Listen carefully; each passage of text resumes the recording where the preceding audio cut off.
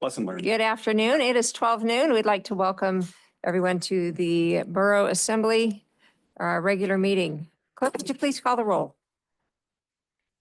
James, Excuse, Zoom, yes. Scott, Here. Jay, Here. Bob, Rob, Here. Donna, Here. And I guess I forgot to add, this is Monday, March 3rd. Thank you. Now it's time for the voluntary pledge of allegiance. Pledge allegiance to the flag of the United States of America and to the republic for which it stands, one nation, under God, indivisible, with liberty and justice for all. Next, we have approval of the minutes for February 18, 2025 Assembly meeting minutes. Could I get a motion, please? I'd move to approve the minutes of February 18, 2025. Second. All right, we have a motion and a second. Any discussion? All in favor? Aye. Aye. Thank you. Next, amendment and approval of the meeting agenda. Could I get a motion for that, please? Move to approve the agenda as it stands. Second? Second. Thank you. Motion been put forward and seconded. All in favor? Aye. Thanks. Next, we have public hearings. There are no public hearings for today. And then bid awards, same, there are none. Next, we have persons to be heard related to agenda items. Is there anyone in the audience who would like to speak on items regarding today's agenda? If you would, please come forward, state your name, who you represent, and please note a 5-minute time limit. Thank you. Hello, it's Lorianne, your harbor master. Hey, I just wanted to, in case it just goes by quickly, I would like you to vote in favor, all of you, for the resolution adopting the visitor industry management plan, because it would really give your harbor master some great tools as we move forward with the upcoming conversations, probably around the tourship opportunity we have.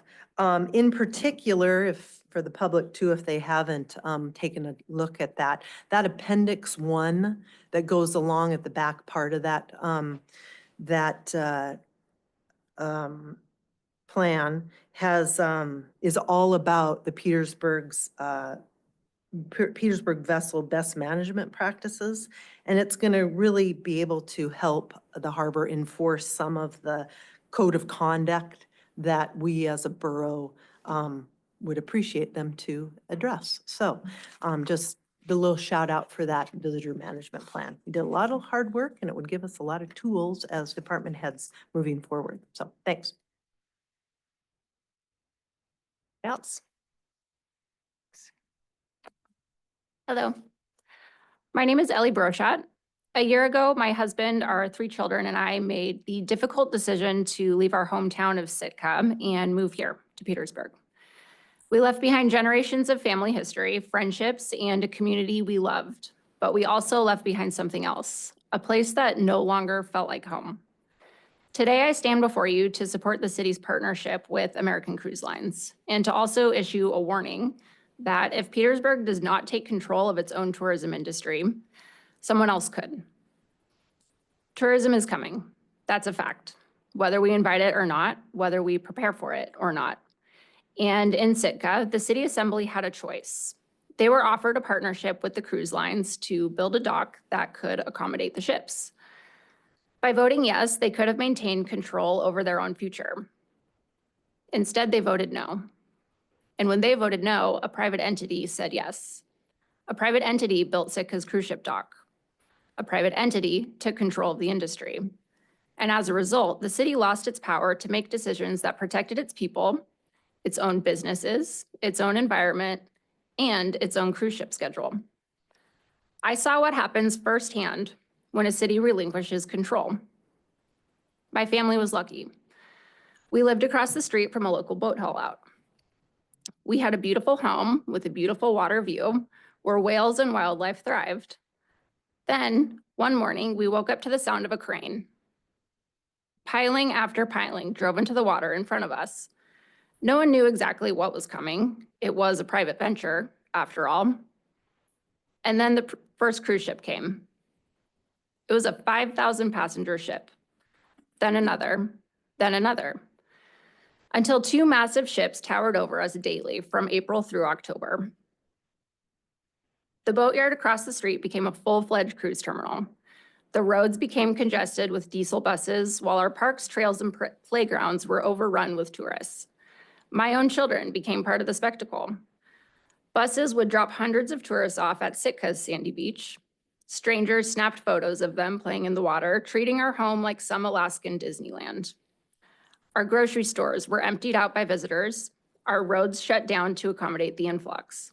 The sense of community faded. It became a place about money, not home. And through it all, the city, the people who should have had a say, were only playing damage control. Even still, I'm not here to tell you that tourism is bad. I greatly support the small passenger cruise ship industry and the small business opportunities that come along with it. What I am telling you is that if Petersburg does not take control, somebody else could. If the city does not partner with the cruise lines will likely find a private entity willing to take that deal. And when that happens, Petersburg will no longer decide its own future. We came to Petersburg because we believe in this town. I believe its leaders have the foresight to do what Sitka did not, and I urge you, do not make Sitka's mistakes. The city must be in control of its own tourism industry, because once that control is lost, it's impossible to get it back. Thank you for your time. Testimony. Hello, my name is Molly Tiber. I am here representing myself. And for the record, I am off the clock as I am a borough employee. I want to encourage each of you to approve today a letter to be sent to our Washington delegation detailing how cuts are currently ruining community cohesion in Petersburg. Please use your community elected position to reach out often to Murkowski, Sullivan, and Begich. These federal cuts affect each of us individually and drastically as a community. Thank you.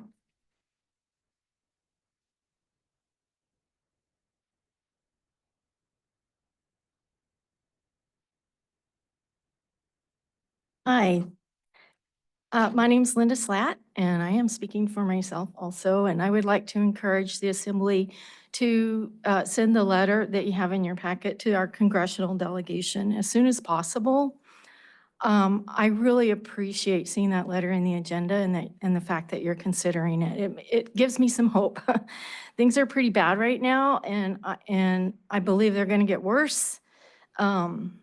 And I think that the Assembly can do a lot to mitigate that by showing your concern for the vitality of our community.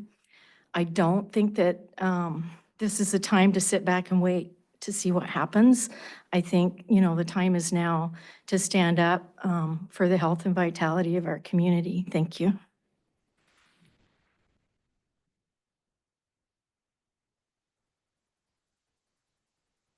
Anthony Tiber, speaking for myself, and I'm also here to support the letter to our Alaska delegates to the Congress. There's two other bullet points I would actually like to see added to it. One of them being something condemning the cuts to NOAA, and the other one condemning the potential tariffs that are coming up. We here depend on NOAA for weather reporting. It helps keep people safe and potentially save lives. And the other facet of that is that I think the Fisheries Administration, part of NOAA, is possibly going to be disrupted to where our catch sharing agreements could be in jeopardy. So thank you. Appreciate it. Thank you for your testimony. Is there anyone else who would like to speak? Hi, Liz Cabrera, Community and Economic Development Director, and I almost don't have to speak, but I will. Two things. One of them is the visitor management plan, and just echoing what you heard already. I think one of the interesting things that came out of that whole process was a sense that we actually do have some say in different ways of how this could proceed. And there was sort of this sense of empowerment through that process of really understanding a little bit about the industry that we didn't understand before. and understanding our infrastructure and how it works with that industry and what we can do to affect that industry. And all of those things run through that management plan. And I think the people that were involved with that process really came away with a really solid understanding of our place in this and what we can and cannot do. So just encourage you to adopt it, and at least as a starting point for a blueprint for moving forward and something to reference and track of what's happening, and has some good data in there that's real information, real numbers about what's actually occurring. So that's that. And then the other thing regarding the letter in your packet, I just want to encourage you to also include, I think you have a detailed list of federal funding throughout the borough, and add that as an enclosure to this letter. The letter just kind of has a overview of some different issues, but this really kind of touches on each individual program. And I'm sure, just like I have been asked over and over again about different impacts, I'm sure all of you are also being asked about different impacts, but just a couple of highlights for the folks at home. There's probably almost $1 million to the general fund between PILT and Department of Justice for the police department. Over $1 million to the school district between Secure Rural Schools, support for education, and the food program. Between Medicaid and Medicare and veterans, that's topping $10 million between assisted living, for the medical center. Housing, $350,000. That's for subsidy to elderly housing. Infrastructure projects that are in progress, that's probably, I see I have 13, 14, 15, like $16, $17 million. That's currently on hold, and we don't know whether, we assume we're going to get, we don't know what we're going to get. Some other grants, certainly $4 million in other grants that are either been applied for or are leveraged with federal dollars. And then lastly, essential air service, which is spread out across the state, but it's probably $4 or $5 million over the course of the year. So none of the programs are 100%, almost none of them are 100% reliant on federal funding, but everything has that woven towards it. The challenge would be, how do we make that up? And in a lot of cases, there's no mechanism for us to make that up. So I just encourage you to keep on as this process moves forward, and send in the specifics so that they have the details about how it'll affect us. Is there anyone else who would like to testify today? Okay. Are there anyone? Sorry. Oh, sorry. Yes. I do have someone on Zoom. Thank you. Thank you. I have actually 2 hands up. I'm going to allow Sarah Fine-Walsh first. Okay, Sarah, you should be here if you can unmute yourself.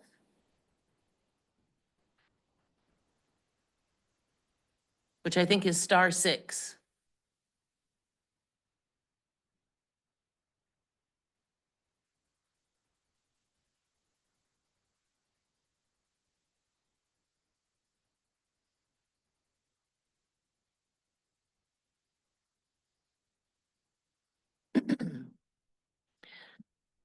Sarah, we're going to go ahead and go to Elizabeth Bacon while you try to unmute.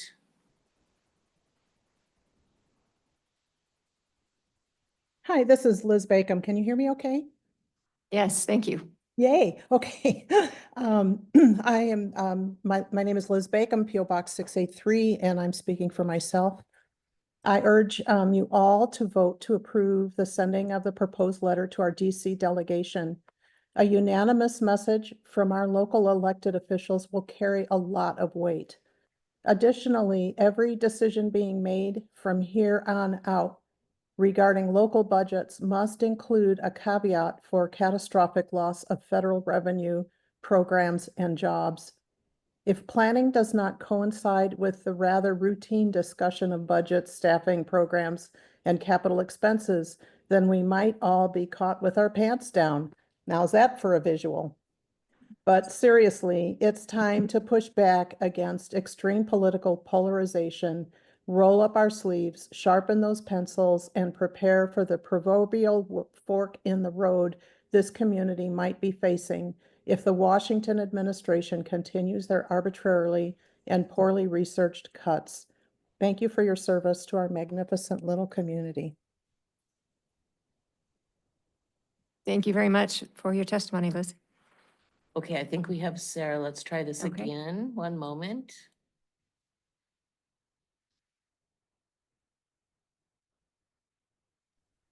Okay, hi, this is Sarah Fine Walsh. Little technical difficulties. Thank you, Debbie. Just calling to voice my support for the letter to the federal delegation. I think it does a good job painting a pretty bleak picture of what could happen to Petersburg and Alaska if the federal course is not changed. And I want to thank the members of the Assembly who participated in drafting this letter. Also, to the members of the Assembly who've already used their voices in their seats to reach out to the federal delegation, but the Assembly as a whole is more powerful than any one member. So I do support this letter and ask that for a unanimous approval. I also support the amendments mentioned by Community Development Director Liz Cabrera and by Anthony Tiber. It may be that we need to start sending a series of letters, but I do support the letter as written and ask that you approve it. Thank you. Thank you for your testimony. Is there anyone else online or otherwise? Okay, seeing none, we'll move on to persons to be heard unrelated to agenda items. Is there anyone wishing to speak unrelated? Okay, seeing none. Next, we have boards, commission, and committee reports. There are none. Consent agenda also, well, it has one item. That is the Rockies Marine Tidelands lease renewal. Rockies Marine, Inc. wishes to renew their Tidelands lease with the borough through March 5, 2030 at an annual rate of $4,572. Could I get a motion, please? Move to approve this lease renewal. Second that. All right, we have a motion by Member Stanton Gregor and a second by Member Newman. Any discussion? Seeing none, clerk, would you please call the roll? Jay, Yes. Scott, Yes. James, Yes. Donna, Yes. Bob, Yes. Rob. Yes. Thank you. All right, thank you. Passes unanimously. Next, we have a report of other officers. Petersburg Medical Center CEO Hofstetter will update the assembly on the medical center activities. Hi, good afternoon. Phil Hofstetter, Petersburg Medical Center CEO. My report is submitted and current. Obviously, the latest information is not in there related to the Medicaid cuts. As you heard today, the impacts are pretty broad and great. Also affecting Petersburg Medical Center, we have a third of our funding that comes from Medicaid, so it'd be pretty substantial depending on how that gets rolled out. I did a PMC Live with KFSK last Thursday, which we do monthly, and invited the CEO of Alaska Hospital and Healthcare Association on. It is recorded. If you have a chance, it's worth listening to.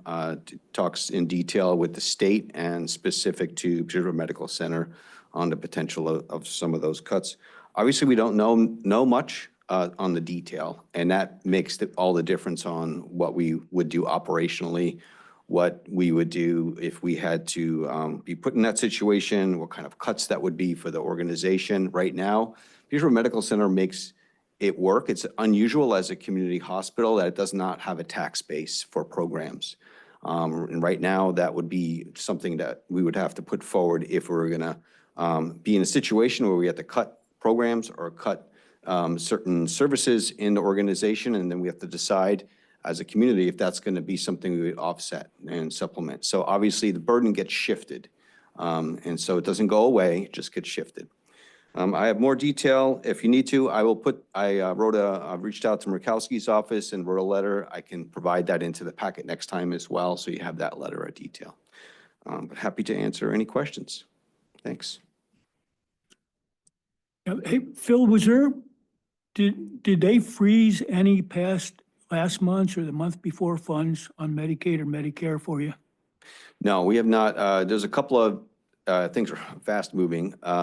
We have not had any of our grants affected with any of the executive orders that were initiated.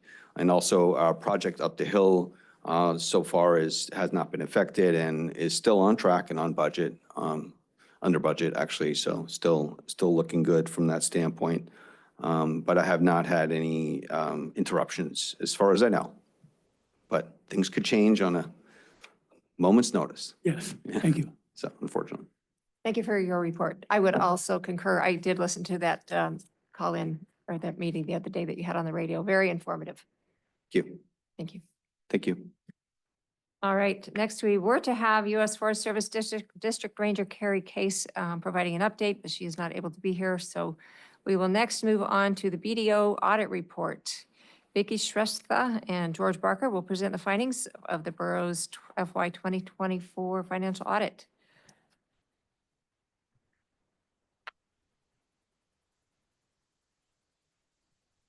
Good afternoon. This is Vicky Shrestha. George Barker actually cannot attend the meeting today. He's actually taking an exam as we speak, so it's gonna be only me. So I was gonna first of all start by sharing my screen. So let me know if that works, and let me know if you can hear me right now first.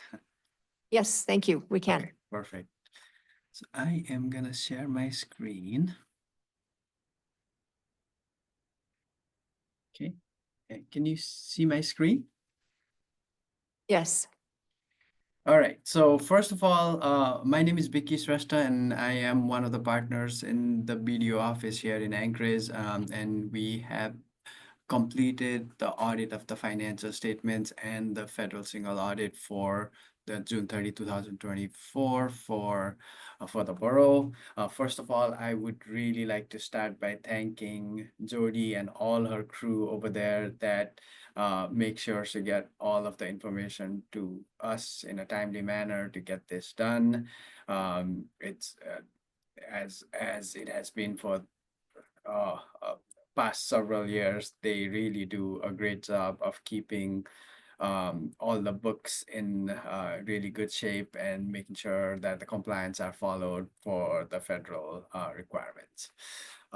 So first of all, I would just like to go through a brief overview of our audit basically. So the audit wrap-up document, I believe, and the financial statements have been provided to you. I was just gonna go through the audit wrap-up document that basically summarizes the result of the audit. And then if there is anything else you want me to touch on, either in the financial statements or in the wrap-up document, I can do that too. So first of all, we have completed our audit of the financial statements. Our financial statements audit was also subject to an audit with government auditing standards since you get federal and state funding and you report as a government. The first bullet point here, the objective of our audit was to obtain reasonable, not absolute assurance about whether the financial statements are free from material misstatements. I just always like to point that out because the scope of the audit does not include looking at everything that goes through your financial statements. It's a risk-based approach. And then when it comes to compliance audit, there is guidance set as to what needs to be done, and that's what we follow. The third bullet point there, we issued an unmodified or a clean opinion on the financial statements and released our report on February 6, 2025. The fourth bullet point, we issued an unmodified opinion on your federal single audit too. And then the last bullet point over here, all records and information requested by BDO was freely available for inspection. After that, I'm gonna just go to some of the significant risks just to note on our audit. We do focus our attention on some of your more significant risk, and those are noted over here. In your case, it would just be the grant revenue, your management override of control where things are running outside your normal a normal control process. And then you do have some segregation of IT issues, so we just look at some of the risk associated with it. As far as corrected and uncorrected misstatements, as far as corrected, we did have one corrected misstatement on of an item that was not capitalized for fixed assets purposes for the motor pool. So that's included. That was one adjustment that was made. As far as uncorrected misstatements, there's some GASB 68 or 75 related leases that management has chosen not to book in the financial statements, but those are really minimal in nature. And we do agree that it does not pose a risk or misstate the financial statements. The next slide over here talks about internal control over financial reporting. As part of our audit, we just don't go dive into the numbers. We start by looking at the controls that you have in place around your financial reporting process. And as part of that control process, as part of our understanding of that process, if we notice any issues, we group it together into one of the three buckets defined over here: a control deficiency, a significant deficiency, or a material weakness. Any deficiency that we deem to be significant deficiency or material weakness would be presented in writing to the board, or in your case, since you do report under government auditing standards, it does get reported as a finding. Through our process, we didn't note any material weaknesses, but we did note one significant deficiency, like we said earlier. So there was an asset that we found for the motor pool that was noted that was not capitalized in the financials, and we did post an adjustment related to that. So there was a little bit of a control breakdown over there. So that's what's presented as a significant deficiency or a finding for the year. As far as compliance with your federal requirements go, we do similar kind of things where we look at the controls the controls in place for your compliance requirements, how you're going to follow it. And based on that, we also, same thing, group it into one of those three criterias. And we also would report any instances of non-compliance with laws and regulation that we find through the audit. I'm just glad to report that there's nothing reported as far as the federal single audit goes. So clean audit for the federal single audit. As far as your estimates goes, your allowance for uncollectible accounts is some of your estimate, and then probably the biggest one over here is your pension and OPEB. Your pension OPEB liabilities. In your case, the pension is actually a liability, but OPEB is an asset right now. This information is really just obtained from the audit that is done at the state level. There is like a allocation report that's presented from the Department Division of Retirement, and that information is booked on your financial statements.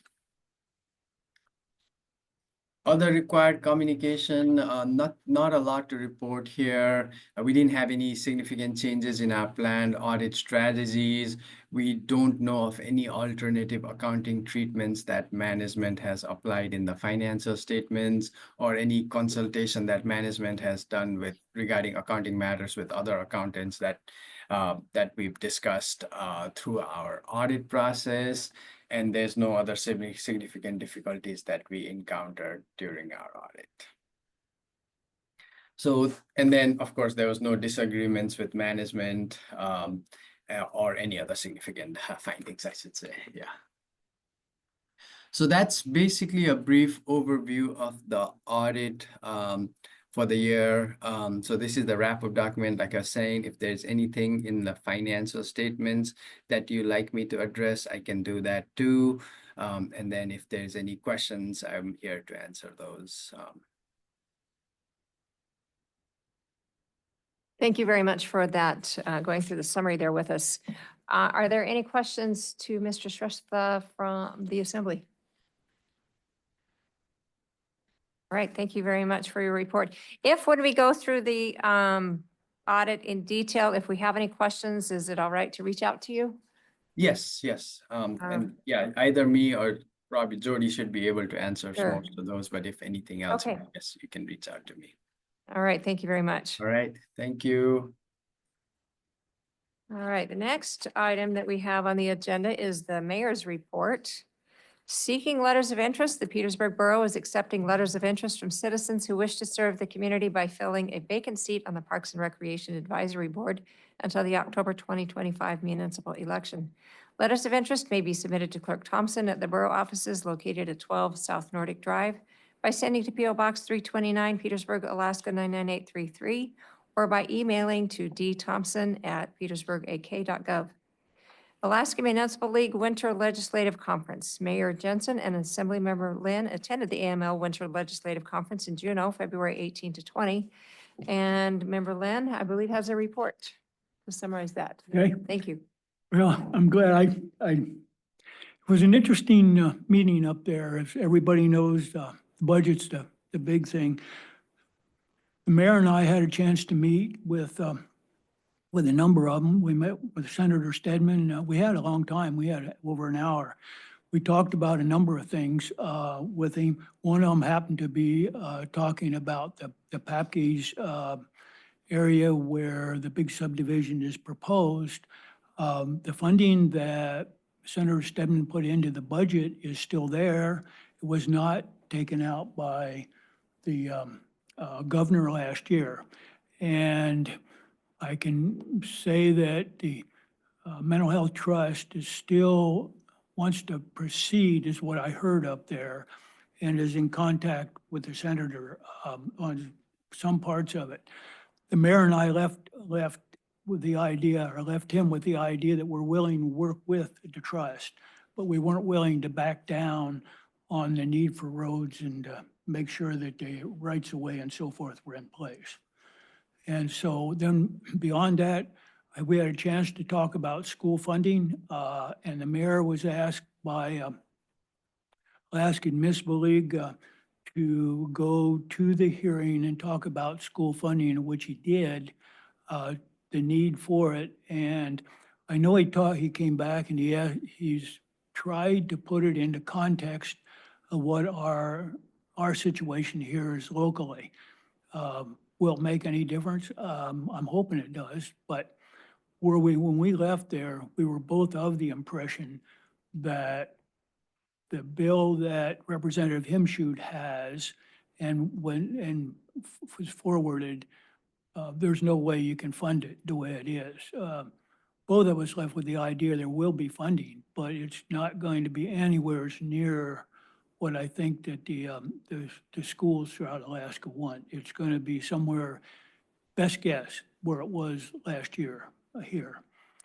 The other thing that I got a chance to talk with, since I'm chair of SEPA, I got a chance to talk about some of the energy needs we have here. And that was, I thought, fairly successful. They're looking at funding some energy projects in the state. One of them being our third, or some funding for our third turbine. We do have a half of about $5 million for the turbine, but that now is held up on the federal level. But from the state level, I think we have a chance to have some additional funding for it. And with that, we talked, I had a chance to talk with the head of the Municipal League, Nils, about some kind of a position related to the loss of federal funds and the loss of federal personnel here in Alaska. When you look at it statewide, it's pretty significant. The problem that we had was the changes were coming about so fast while we were there that you simply couldn't keep up with it. I mean, and so that I think Nels is going to go back and see if he can get from all the boroughs in Alaska some kind of a document like we have before us today that shows statewide what those impacts are and take a position. But it's as he says, it change, and I agree with him, the changes are taking place so fast, it's really tough to keep up with it. And with that, that's about all I have unless you have questions for me. Questions from the assembly? All right, thank you for your report, Member Lynn. Sounds like an informative conference there. All right, next we have the manager's report. Manager Giesbrecht. Thank you, ma'am. We continue to have a problem with the lap pool with CO2. We were trying to figure out why we were going through so much. We've checked our system thoroughly and still can't understand what is causing the problem. We'll keep looking to try to figure out why we're suddenly going through double the amount of CO2. Certified harbor staff for first aid and CPR and AED. Harbor staff did great. And the last dive-in movie is scheduled for next Wednesday. Later in the year, it becomes too light outside for good viewing on the pool deck. Parks and Rec is getting geared up for the Walk Southeast. Petersburg won the competition last year. Trophy is in our lobby for anybody who wants to see it. After 5 years, we finally have Convergent coming down to do an HVAC system health check, software update, and staff training for our Parks and Rec maintenance crew. We're looking at the dates between March 21st and the 27th.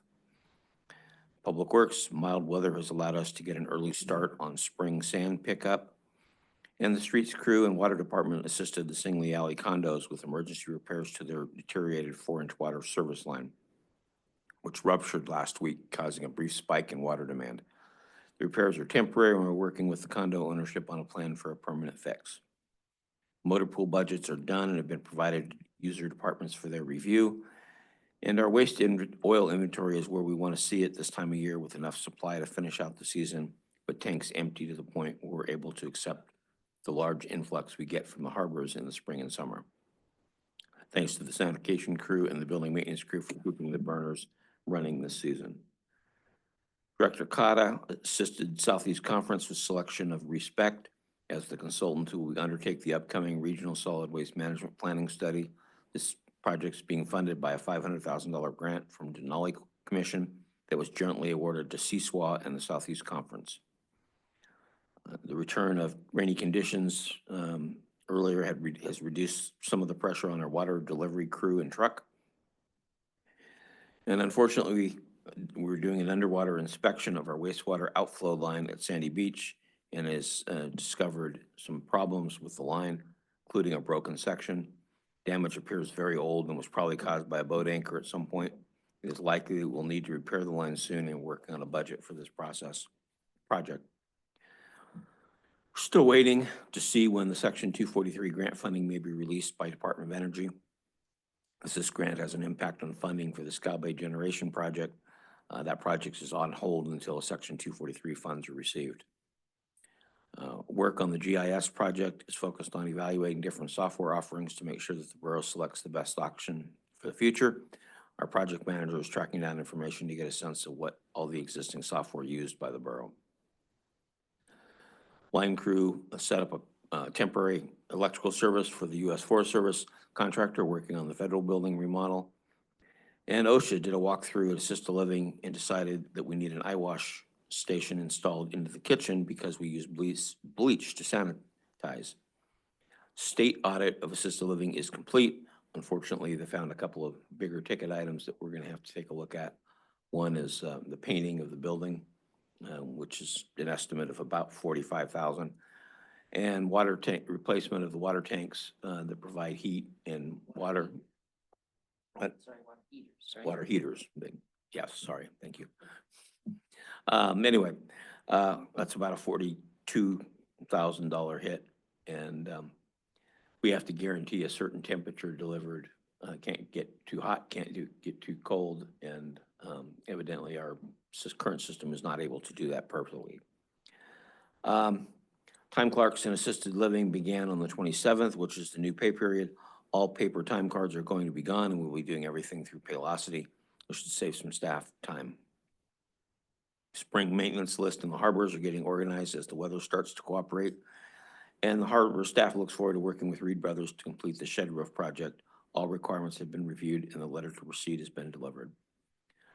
Tourship schedule is almost firmed up. We're getting so far 87 stops scheduled this year, which is considerably less than the 100 to 115 of the last 5 years. This includes the 31 stops of American Cruise Lines, which has doubled their scheduled stops.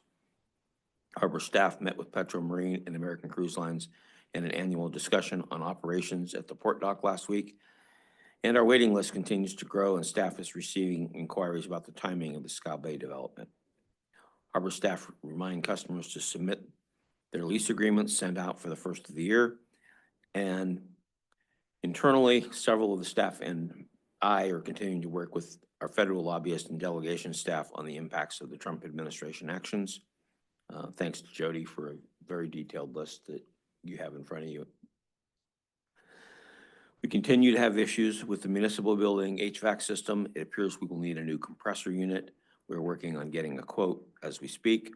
And the last thing that's not on there is Stephanie has pulled together all of the information we need to talk about the replacement of the sewer system in the aquatic center.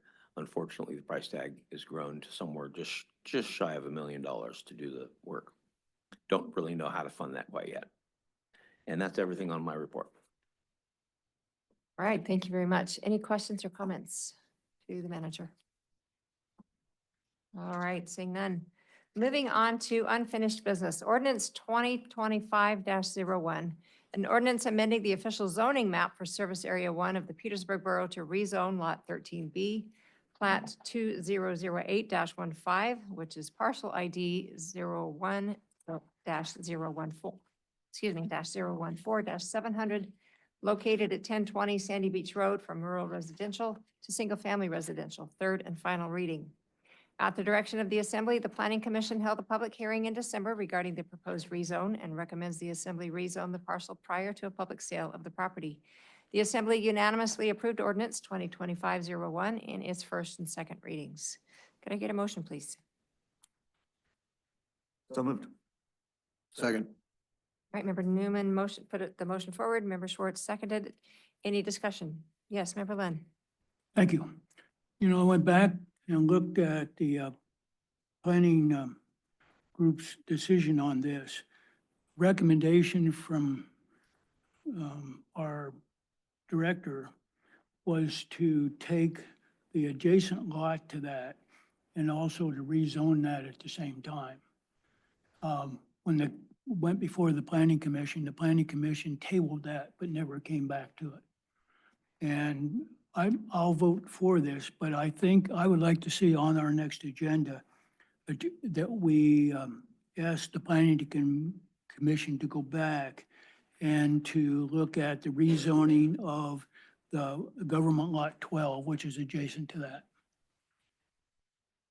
From, I think it's, right now it's rural residential and it would go to single family residential is what I believe it is. Thank you.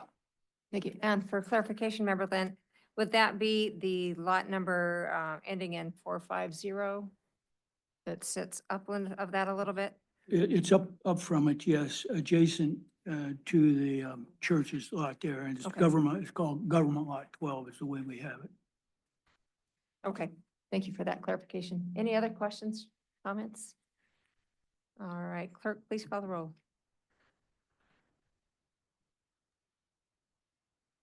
Jay, Yes.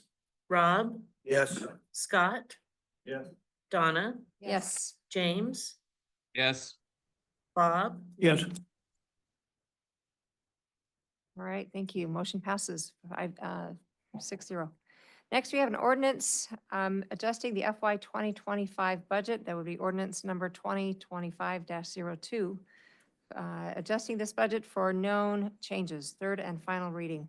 If approved in 3 readings, ordinance 2025-02 will, 1, add a Homeland Security cyber grant of $26,736 to the budget. 2, correct the motor pool payroll budget with an increase of $82,595.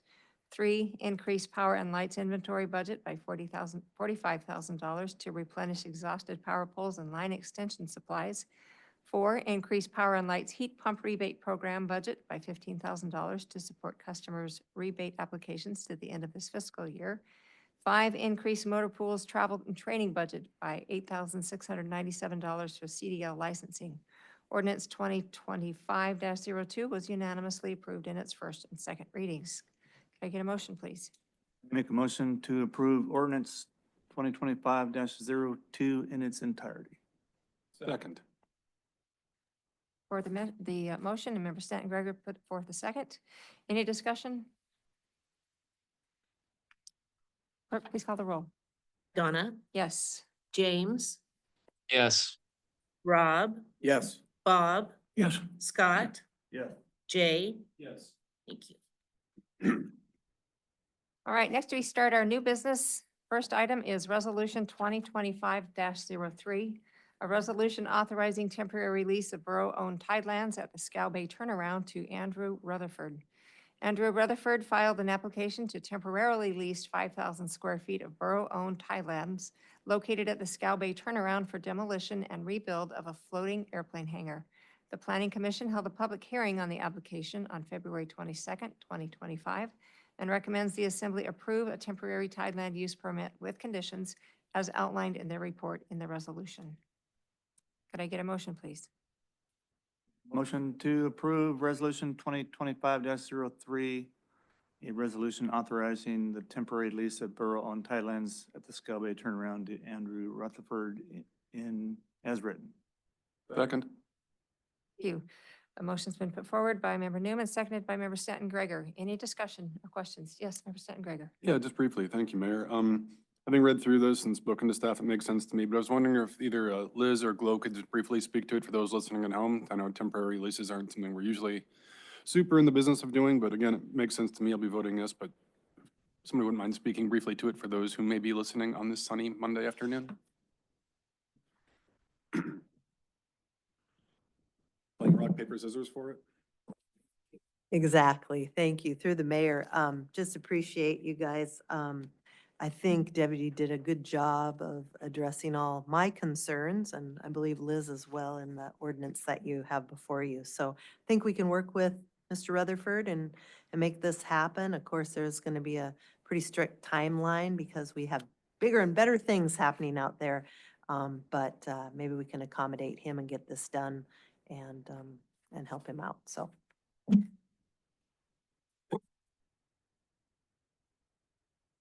Yes, Member Newman. Yeah, just so everybody's listening, this is a floatplane hangar. It's slowly sinking. And Mr. Rutherford purchased it with the intention of rebuilding it where it sat. But then it became obvious that that was not going to be possible.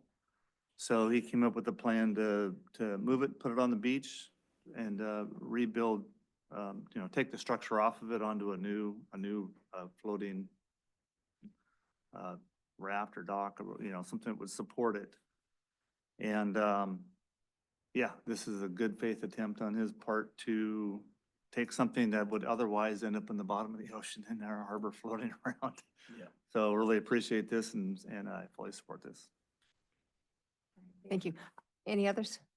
I do have a question on the timeline. I know the information that we have in the packet is that the lease will terminate no later than June 30, but yet in his project development, he talks about October, November, December. Do we have a clarification on that?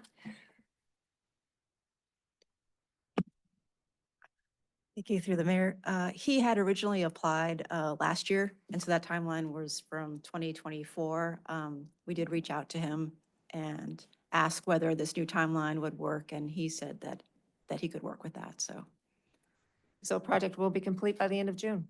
Yes, it will. Awesome. We need to have it done, and. Yes, yes. Big things going on out there. All right. Shall we do a roll call on this? Yes. Yes, all right. Please call the roll. Donna, Yes. Rob, Yes. Scott, Yes. James, Yes. Jay, Yes. Bob. Thank you. All right, motion passes 6-0. Next, we have Resolution 2025-04, a resolution authorizing the sale of borough-owned property described as Lot 16, Block 2, State Land Survey 81-7, Wrangell Narrows, according to Plat 82-11, parcel ID number 02-283-130, and Lot 13B, Plat 2008-15, parcel ID 01-014700, located at 1020 Sandy Beach Road by public outcry auction. In previous meetings, the Assembly approved the sale of 2 borough-owned lots by public outcry auction. Clerk Thompson has suggested the auction be held on Monday, April 21st, 2025 at 5 p.m., just prior to the 6 p.m. Assembly meeting, but that date and time can be changed by the Assembly. Could I get a motion, please? I would move that we hold an outcry auction on April 21st, 2025 at 5 p.m. For the sale of the 2 above-mentioned lots. Second. Any discussion, questions?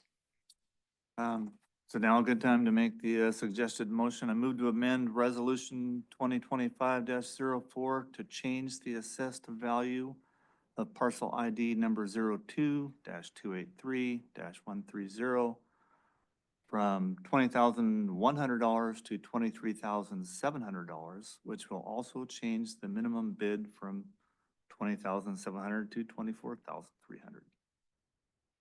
Yes, thank you. I guess we can take that as a form of a motion. Yes, please. All right, is If- there a second? Second. All right, any discussion on that? Would you like an explanation? That would be fantastic. We went a little too quickly when we wrote the resolution, and our assessors had just recently reassessed the property. We didn't double check.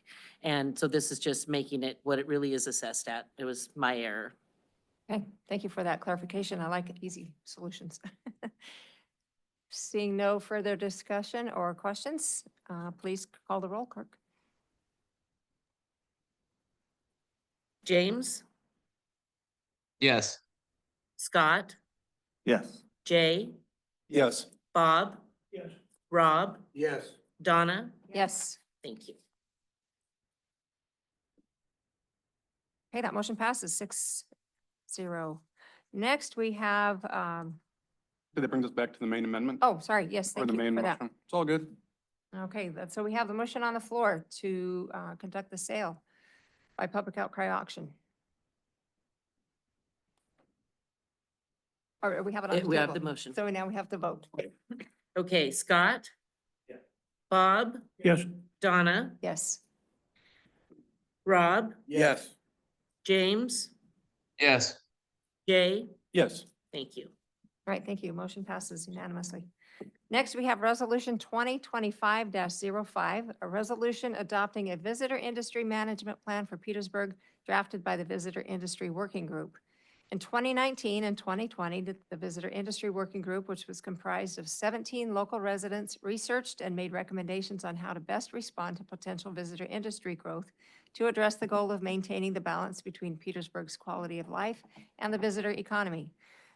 The working group published a visitor industry management plan in early 2021, which, if adopted by the Assembly, can serve as a guide in navigating the future of Petersburg's visitor industry. Could I get a motion, please, on this resolution? I would move to adopt resolution 2025-05. Second it. Right, thank you. Member Stanton Gregor put forward the motion. Member Newman seconded it. Any discussion? Yes, Member Stanton Gregor. Yeah, thank you, Mayor. Just wanted to really echo what the harbor master said earlier. And Director Cabrera, lots and lots of work went into this with people actively working out in the community for several years. I was glad to see it get published. I'm glad it's before us today. For those at home listening, I would highly encourage you to read it. It is thorough, it is detailed, and it really gives us a good roadmap of how to move forward and give some guidelines as the harbor master referenced. So I will definitely be voting yes. Any other comments? Yes, Member Newman. Yeah, I reviewed the visitor industry management plan, and I thought it really captured the issue for tourism moving forward. I don't know why we're adopting it now and why we didn't then, but I fully support it, and it's a very good management plan. Thank you. Yeah, it was very thoughtful and a lot of work went into it. One of the things I look at is the integrity of the people that are involved in it. And I have no reason not to vote for it. I think it's definitely a too enthusiastic thumbs up. So, thank you. All right, thank you.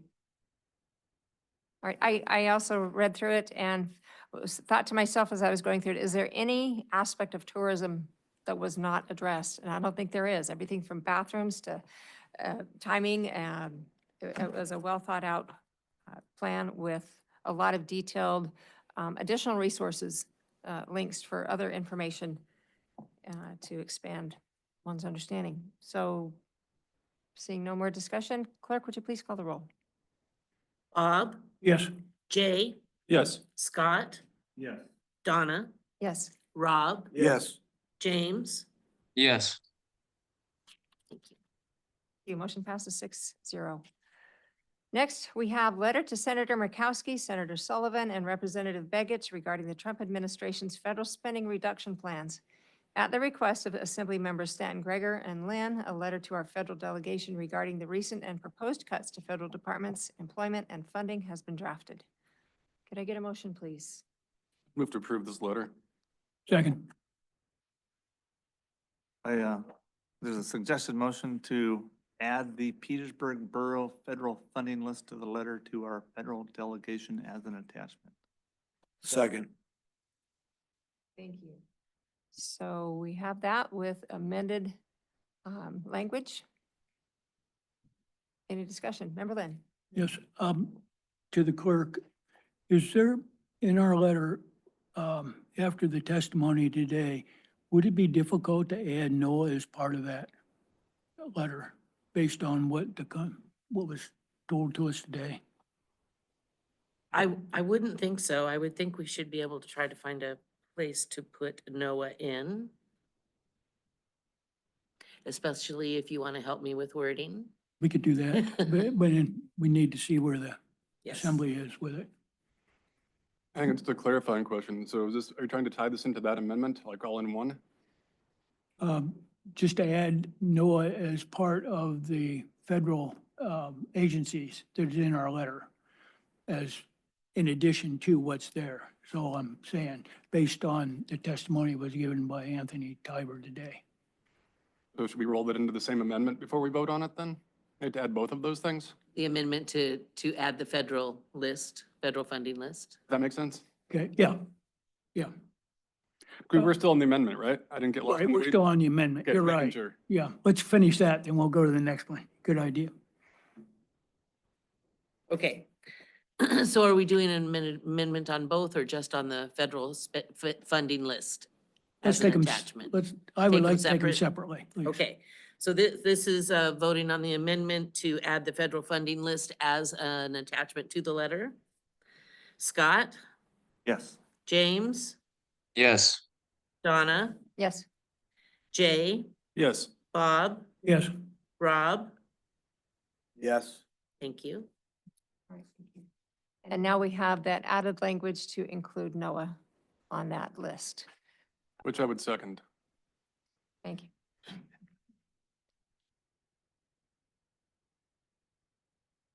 Okay, Donna, Yes. James, Yes. Jay, Yes. Bob, yes, Rob, Yes. Scott, Yes. thank you. Motion and amendment have both passed. So that brings us to our communications. I would encourage those interested. Madam Sorry. Mayor, we haven't voted on the main Yes, I'm motion. sorry, we do have to do the Yep, main Yep. motion. Yes. So this is to send the federal delegation the letter we have drafted with the amendment of adding the federal funding list and adding NOAA as a concern. Rob? Hang on, clerk, I was going to speak if Yes, that's okay. I'm sorry, yes. No apology necessary. You're all good. Things are moving. No, just to those people who have written us letters and came forward today, I think that's why this letter, is before us today. At the last meeting, I'd mentioned we need to put something together for the federal delegation, and lots of input has come with that from other people. Speaking for myself, frankly, it doesn't feel like enough. It definitely feels futile at times, because I'm sure there are hundreds, if not thousands, of other municipalities expressing various degrees of concern how different decisions are being made for them. But it's what we have to do, and I don't know who spoke to it earlier, but the idea of keeping our delegation well posted on how things are impacting us. I hope this is not the last thing we bring forward. If we are seeing concerns to our community, I think it is our duty as elected officials to keep writing letters to our delegation to let them know the details of how it's impacting us. And this is a good first step, so I'm glad we can do it. That's all. Schwartz. Yeah, I got back from Tanner crab fishing for a week and, about, I don't know, right before the convenience store closed, I bought a paper and then a little beat up after that fishery, but I got online and checked my emails and, Colleen looked at me and said, "What?" I said, "Well, all hell broke loose." So I tried to get a good night's sleep and then, you know, old men are supposed to be temperate and self-disciplined and wise. So I started gathering information and, one of the reasons I voted for Clinton in the 90s is because he had promised to do a full and extensive audit of the federal government.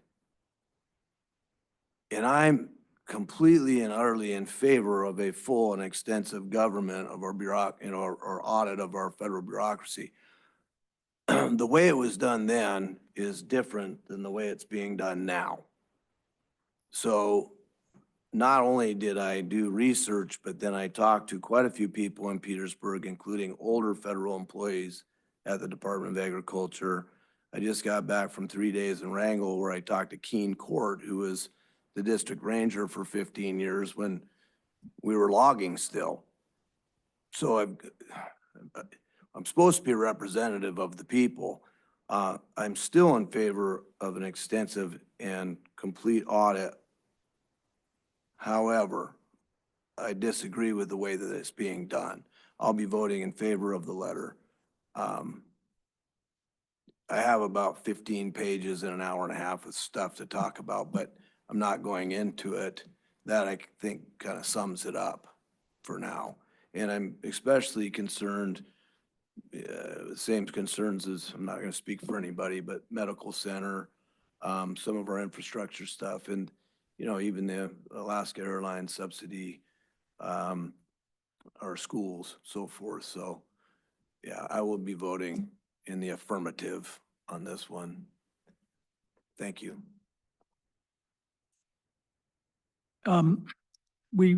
Today, somebody brought up I think it was Anthony brought up the issue of tariffs. And I think there needs to be at some time in the future as this goes on, probably another letter, but that needs to be even broader. I met with the hospital board and talking about the Medicare, Medicaid issues. Those are so extensive that I really think at some time here in the future, we're going to need a separate letter to deal with those. They're so, they're so extensive and they affect, particularly in many cases, the older populations with a loss. I think when I looked last week, there was over 100,000 people would lose health insurance from this here in Alaska. And so I think there needs to be a separate one, but I think it's yet to come. Thank you. Yes, I appreciate Member Lynn and Member Stan Gregor drafting this letter. There is so much at stake. And I concur with Member Schwartz, though, that a full government audit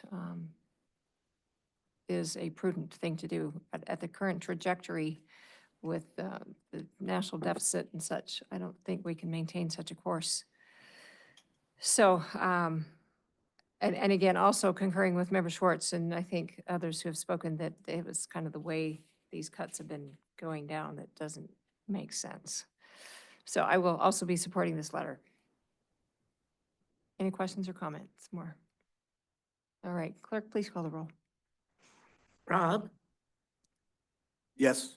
Bob, Yes. Jay, Yes. Donna, Yes. James, Yes. Scott. Yes. Thank you. All right, motion passes 6-0. Next, we have communications, which are in the packet for today that have been received since February 13, 2025. And assembly discussion items. We have a fish box tax. Assembly Member Lynn would like to discuss the possibility of a future fish box tax. Member Thank you. Lynn. I brought the three subjects up here to talk about ways to raise some revenues. In talking with our finance director, I believe our sales tax revenues from last year are going to be down from where we were, if I got that correct.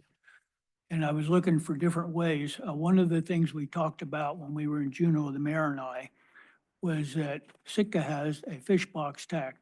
We looked at this, I believe, about 4 or 5 years ago in some detail. And what their fish box tax is, it's $10 per box. And our finance director told me that last year that was $150,000, I believe, that the revenues they collected from that. And it's simply from the charter, from the charters or the lodges is the way they do it. And I'm not here advocating one way or another, but it's a question I think that I'm laying out in front of folks. We can go back. Do we want to look at something like that, or do we want to just wait? One of the things that was brought up to us in Juneau was the fact that it gave Sitka a chance to see what kind of fish, processed fish, was going across through the airlines and through other means of going out of town, whether it be the ferry or what have you. And a lot of theirs is more, they don't police it, it's more on an honor system. And, but it still collects a significant amount of money. And in talking with those people, some of that's used, the money that they have, part of it goes, I think a fourth of it goes back, no, believe that. 40% of it goes back to the harbors, 30% of it goes into their infrastructure, and 30% of it goes into their general fund, is the way they operate it there. And I asked, have they had problems with other people not, since it's an honor system, not complying? And the answer was, yeah, but they do a little bit of policing of it from the harbor, but do they get everybody? They said no. But the question I lay out here is, do we want to follow up and do something similar, or just let it ride the way it was? We chose, about 4 or 5 years ago, I believe it was, to just wait. And the only reason for bringing it up now is that I think we're going to have to look at other revenue sources to pay for some of these things. And that's all I have. If you got questions for me, by all means. And I'm not advocating this one way or another at this point. Yeah, Bob, I do have a question for you. So I remember I sat with you during that time, and I think this dates us a bit. I think more like 7, 8 years ago, because remember Castro was serving with us during that time as well. Clerk Thompson, again, this is a data point. Was that something that was going to be going on the ballot and we pulled back from, or what? I don't recall what put the brakes on that topic at the time. It never really got that far. We didn't draft an ordinance or anything. That would have been the process. It would have been, since it would have been a ballot initiative on an October ballot, yes? It depends on how it was brought forward. Sitka's is a sales tax. And in that case, yes, it Yes. would go to the voters. If it could be put in place as an excise tax, like the marine passenger fee, then it No. would not need to go to the voters. I don't appreciate the data point. That's all for now. A question, Member Schwartz? Yeah, I think we need to seriously discuss it and look at it, because you talk about the honor system. Believe it or not, I can play dumb. And I baited guys in the last 10 years that were leaving with quite a few boxes of fish and played dumb. And so what are you gonna do with all that fish? I mean, I live, I didn't tell them I lived here, but I was like, it's a lot of fish. Oh, I'll go home, I'll go south and sell it for cash and pay for my trip. Oh, so that's a double-edged sword for the commercial fishermen. Because not only are you taking the resource and going back to Massachusetts, but then you're cutting into the market. So, I was a younger man, Bob, but I started getting my dander up a little bit. My wife was trying to tug on my shirt. So I listened to her tug and backed down, but it's something that we need to look at, because there's an awful lot of fish leaving the town. If I could, Director Dahl, I know that Jody and I have had some conversation. I know Jody has some concerns about this. If you would, your position, your discussion on it.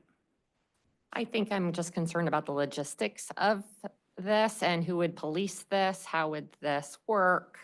Would it be charters? Would it be lodges too? Would it just be boxes that were packaged professionally at one of the packaging places? Is there only one packaging place? And things like that. I don't know. And it's, in the grand scheme of things, it's not a ton of money. And what we need to fill in some gaps is more than this. And maybe piecemealing it all together is great, but you know, one more tax is more work, you know, more things to look at. So, so if we're looking at generating more revenue, I think it would be wiser to look at getting rid of some of the sales tax exemptions we have, or looking again at something along those lines. Thanks. So I asked the same question about a year ago, and the manager and I several times sat and talked about it. He talked to Jody about it and actually came up with some, I think, fairly accurate assumptions of what our numbers would be. And given the fact that Petersburg is a much smaller charter fleet compared to Sitka, Sitka has, I don't even know. I mean, when I charter fished over there, there was like 200 boats charter fishing over there. And, you know, compared to like 5 or 6 here. You know, there is a lodge outside of our borough that brings probably a good amount of product through town that we would not be able to capture. So otherwise, I think kind of the word that I got from Steve and Jody was that it's a great idea. I mean, it's definitely something we need to consider, but at the same time, it's kind of a wash between the administration of it and what we would actually receive. So I don't know if the manager would like to speak to that, or. Doing this from memory, which is not great. But I think the quick calculation was that we'd get between 30 and 40,000, not counting costs to enforce it. And Jody's right, that's the big question. How do you enforce it? How do you manage it? I mean, do we go and open up somebody's cooler at the airport? What's the definition? Or do we just let that go and, go after it from the lodge perspective and coastal, whatever they're packing up? I have no problem talking with folks. Some of those questions are important, is finding out how would we enforce this? Sitka has such a huge fleet that word of mouth or just, honor system, they catch some of it and they make a bunch of money at it. With our smaller fleet, I'm not sure we'd catch much, meaning people would just avoid it. Okay. It's worth bringing up every so often. And if somebody has a brilliant idea on how we would enforce this, that could make a world of difference, because if Jody has to hire more people or we have to hire more people in the harbor to get 40 grand, we're not going to make any money on it.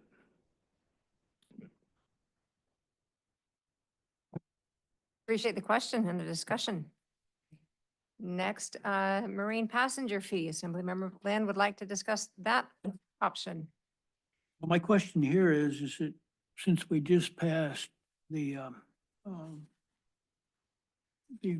measures to provide some more things, both for our visitors and so forth, our marine passenger fee right now sits at $5.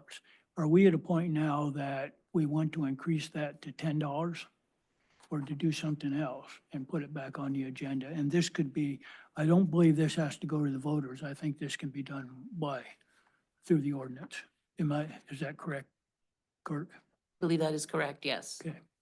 And I bring it up to see what we want to do here.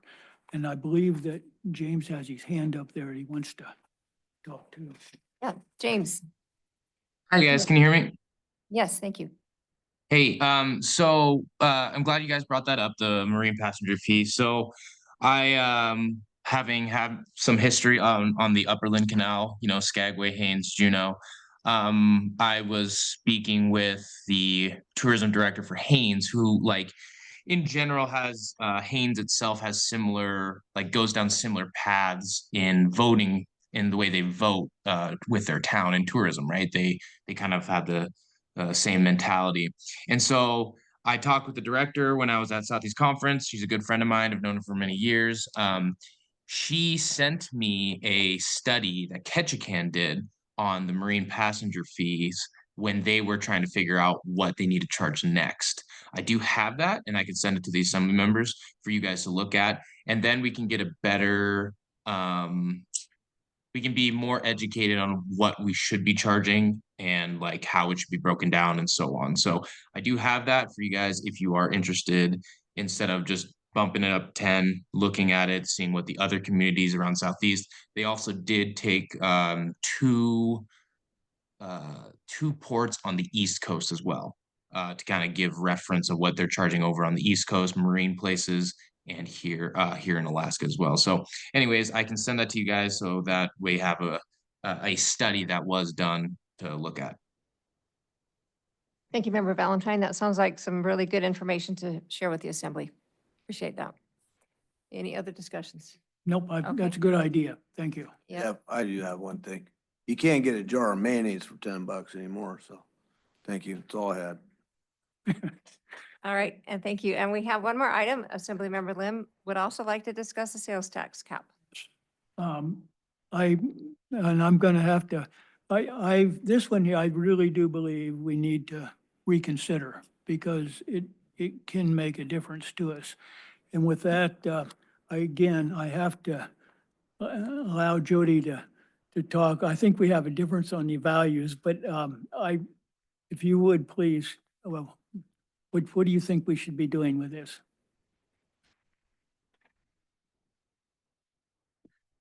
Well, that's a good question. So I actually have been working on creating a different sales tax proposition for senior citizens, limiting their exemption to low income.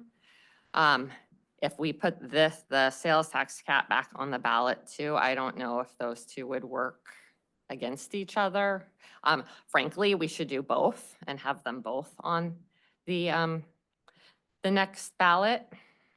But, and I don't want to say have a special election for them, but that would be best case scenario, I think. But Debbie's not so sure probably about that.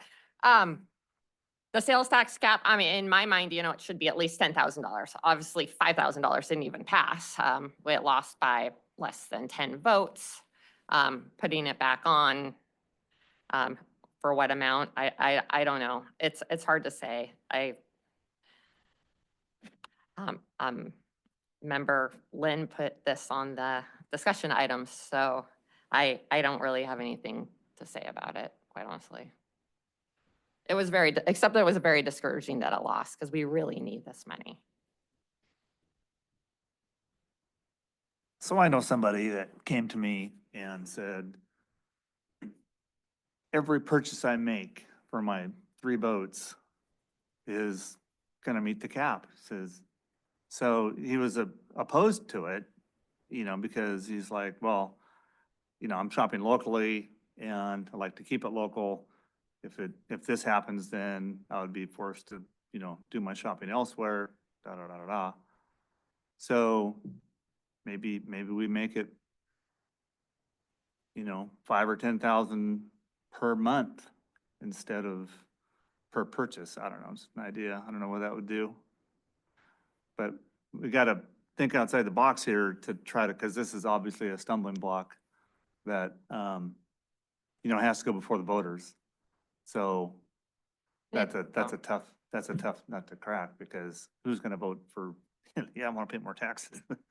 But, and even though I felt like it was worded really well, I mean, I thought it was worded very, very well. It made a lot of sense, but I don't know. I would like to see this, I would like to see some ideas so that we can massage this maybe and maybe do it in a different election. So that was just a thought that crossed my mind and I just threw it out there. That, Member Valentine? Hey, can you guys hear me? Yes. Okay, I'm with Jody on that where, I think it should be at least a little higher because we are very low in Southeast and Alaska in general. Going to another town to purchase more, every other town is higher than us, so they still save money with us. But anyhow, there was at Southeast Conference, it was interesting, I was listening, and I have no idea how this could be rolled out. This is something that, us as assembly and, the team here could work out. But what was interesting was there are communities in Southeast that do, a sales tax increase for the summer. We've heard this before, seasonal increase for the summer to try to get all the transient people coming in, get a little bit more tax money that way. And so then the issue is, kind of difficult to, deal with. And then the locals also have to pay for it as well. But then what I think it was either Sitka or Haynes, and I cannot remember, so I apologize about that. But one of them, what they ended up doing was giving once the season ended and the sales tax went back down, I believe what the community did was, or the borough did, they gave like a small rebate back on their utilities as like a thank you for dealing with us and trying to increase the sales tax during the summer months to try to get the transient people. And then like they gave a small rebate back on, I don't remember what it was exactly, whether it was electricity or sewer, I don't know, but it was kind of like a thank you to the community for kind of like dealing with the amount of transient people they had. So that's something in there as we were discussing, as we were just trying to throw out ideas, that could be a thought. I mean, I'm sure there's going to be headache to it as well, but just another thing that came to my mind. Thanks. Thank you, Member Valentine. Any other thoughts? All right, appreciate the discussion there. Some information to chew on. Next, we have assembly member comments. Does anyone have anything they'd like to bring up or recognitions? Member Steingreger. Thank you, Mayor. Yeah, recognition. I was thinking, living on an island, we all meet lots of different people through lots of different professions who come, go, some stay, some move on. And one profession in particular we see a lot of through the years is journalists. And I wanted to recognize Hannah Floor, our journalist with KFSK, who this is her last assembly meeting. She's moving on to a new position up north, and I'm very excited for her, but I wanted the public to really understand that Hannah tackles really hard stories, really challenging ones with a high degree of professionalism and an equally high degree of humanity and empathy. And that takes a lot of skill to do that. And I think that is a reflection on who Hannah is as a person. So on a personal note, you are an amazing journalist and even better person, Hannah. Thank you for your time here in Petersburg again.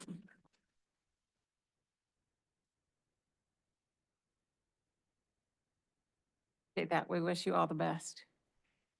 All right, seeing no other comments or recognitions, so make a motion, or could I get a motion to adjourn, please? So moved. All right, so all in favor? Aye. Aye. Meeting is adjourned.